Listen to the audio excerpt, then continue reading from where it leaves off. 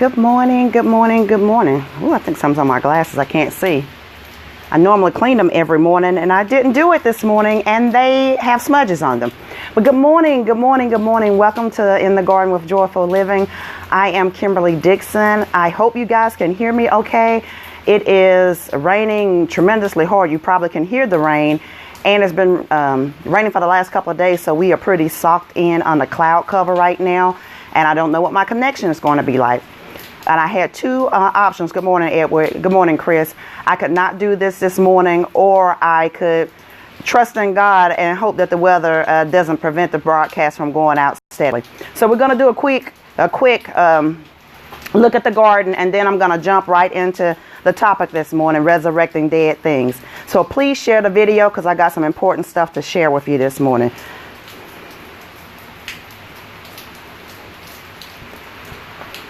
So I had to move the plants because on the patio they were getting just burned up completely due to the scorching sun. So, but the tomatoes are doing well. They're growing. I can't wait to have. I don't like green tomatoes, but I love them vine ripen. The red pepper is still doing beautifully. Cucumber is struggling. I don't know that it's gonna make it. Good morning, Lori. Thank you for joining us this morning. The zucchini is doing well. I did some pruning on it yesterday because it had some leaves that were dying, and I'm getting ready to run around to the patio. I'm gonna get wet. Oh no.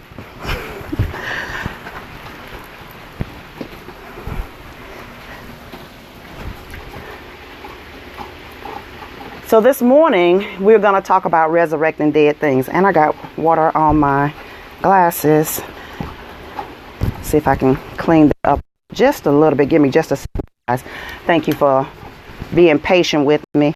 Somebody let me know if you can hear me okay, and how's the broadcast doing. So this is important stuff. So before we begin, I want to give you a couple of announcements. We're still doing the fundraiser for books for the children at the Boys and Girls Club for our book signing on July the 15th. That's a Monday. It is free. However, your child must be attending the Boys and Girls Club in order to attend the book signing. I'll post a link to the fundraiser. Please help us sponsor books so that we can get the kids books for the summer. I still have a lot of water on my glasses. Thank you, Lori. I appreciate that. So last week, I'm going to show you a plant that I was talking about.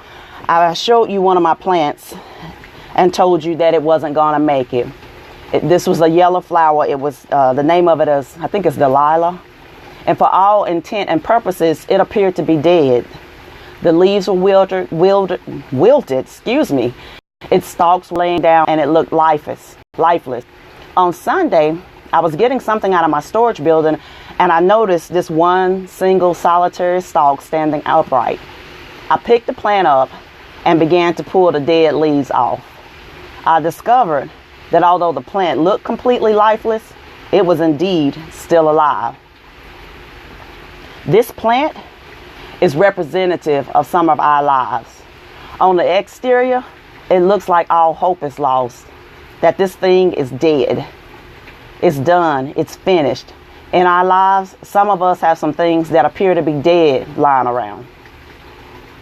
That relationship, the love is gone. Some of our bodies are sick and they can't get well. Some of us are stuck on dead-end jobs, and some of us feel like everything in our life is dead. The relationship, the job, the finances, the friends, everything around us is wilted. Even some of us are wilted. Sure, you're still alive, but you've lost your vigor, you've lost your zest for life, you've lost your hope. Everything has wilted and died.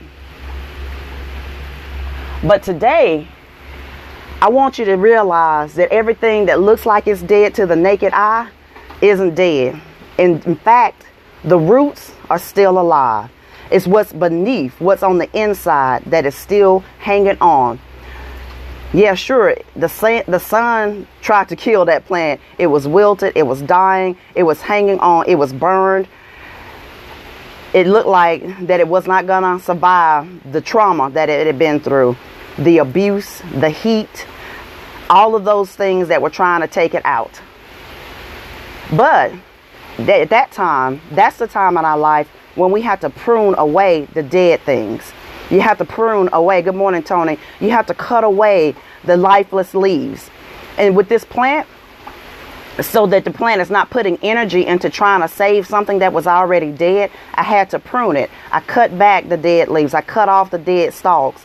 So I'm going to let you look at the plant again so that you can really see that on the inside, if you try to break this, you can't break it. You have to cut it. That means that it's not dead yet. It's still alive. And this piece, although it's struggling, it's still hanging on. Some of us need to do the same thing. We need to prune or cut back some people. We need to cut back our frivolous spending. We need to cut out some of the people out of our marriages or our relationships. You shouldn't tell anybody all the ins and outs of your relationship. The exception, of course, is in the case of abuse, but that's a different story. That's not what I'm referring to this morning. We shouldn't tell anybody everything that's going on in our relationships. If you have an argument, don't tell everybody that loves you how horrible your spouse is or how horrible your partner is. For example, my siblings love me.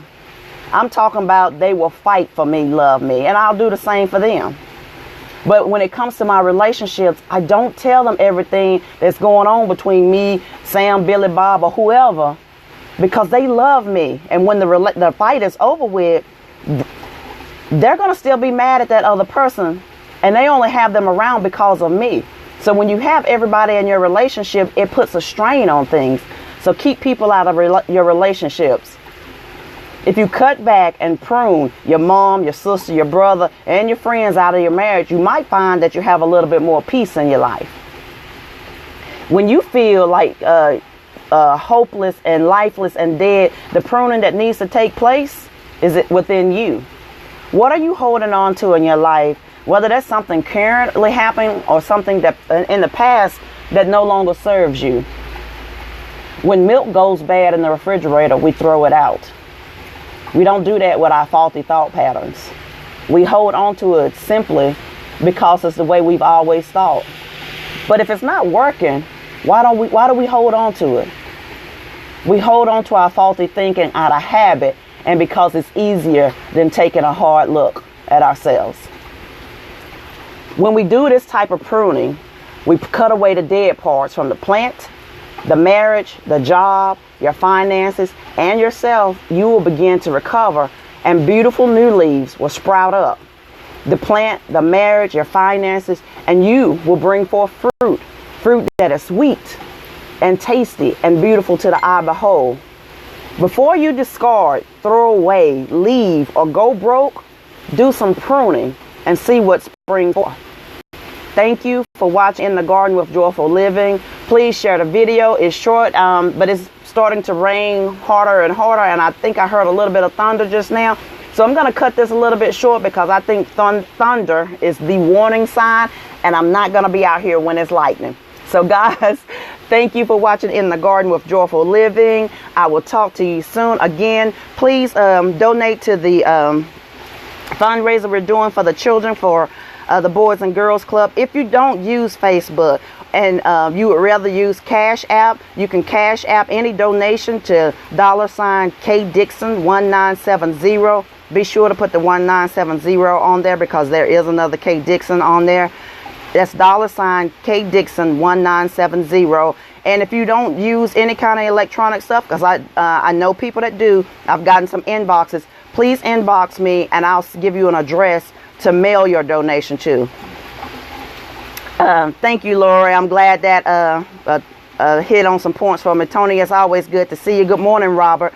But again, when we have dead things in our life, if we prune away, we prune back some people, we cut away the dead parts, we do some pruning with our thought patterns, and we cut back those things that are lifeless, those things that aren't serving us anymore, then we can spring forth with new growth, new leaves, and produce some good fruit. Guys, I love you. I will talk to you soon. Bye-bye.